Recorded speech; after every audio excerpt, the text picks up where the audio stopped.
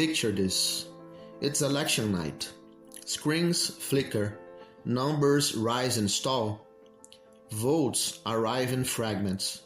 Too late, too early, too far from one another. And yet, everyone believes. Everyone must believe that the pattern will close. That the pieces, however scattered, will join again. That after enough counting, the picture will appear, not merely a sum of ballots, but the shape of a world.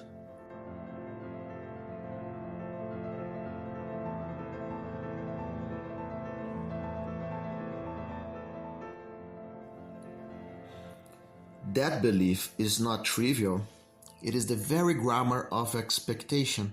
It rests on the conviction that every piece of information, however accidental, belongs somewhere.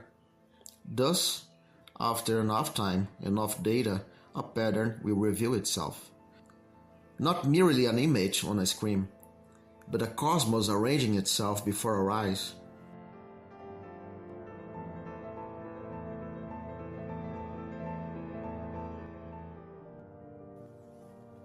This was Leibniz's intuition, that reason does not invent form, it rediscovers it. Every fragment is already meaningful, every accident carries its reason, every interruption, every delay is only a modulation of order. Learning for Leibniz is remembering, the gradual reassembly of a puzzle whose picture was always complete. The universe, like this music, is a sequence of repetitions with difference. No moment truly escapes pattern. No silence is empty. Reality, by its constitution, is projectable.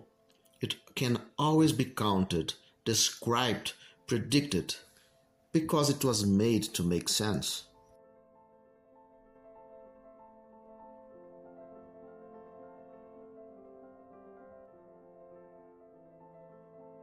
But as the melody repeats, something trembles.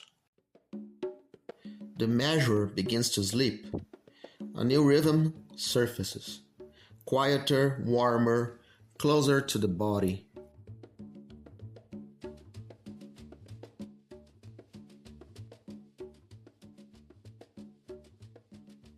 And now we sense another truth.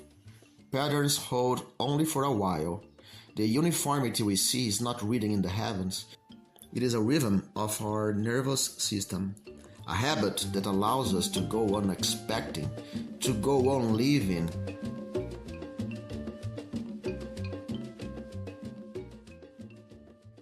The rhythm slips closer to experience. For Hume, order is not a property of the world, but a projection of our minds. The uniformity we see is not written in the heavens. We expect the future to resemble the past, not by logic, but by habit. The counting never ends, because meaning itself depends on that motion, on believing that the world will, once again, make sense.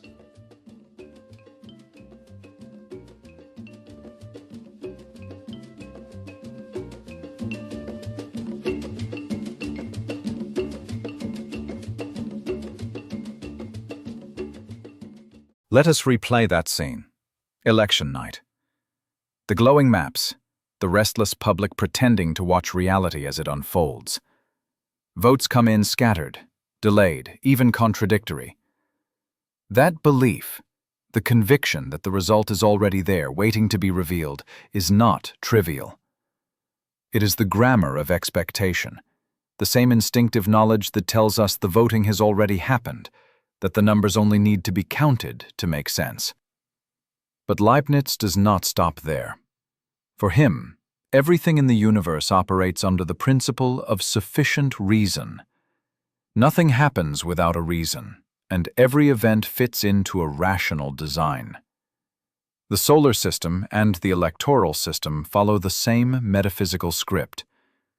When we tally votes or chart planetary motion, we are, in a sense, consulting the same cosmic spreadsheet. Everything fits somewhere. Disorder is only temporary noise before the pattern clears up. The future is just the name we give to the calculus of possibilities that already belong to the best plan, the plan contained in the mind of God. We are therefore entitled to expect from it the same we expect from an election after the voting is done. Given enough time, enough data, the pattern must reveal itself. That is why Hume's turn was so radical. It meant denying that the patterns we distinguish, inductively, slowly, and by trial and error, have any counterpart in a superior mind, or could ever be seen all at once through a single intellectual intuition.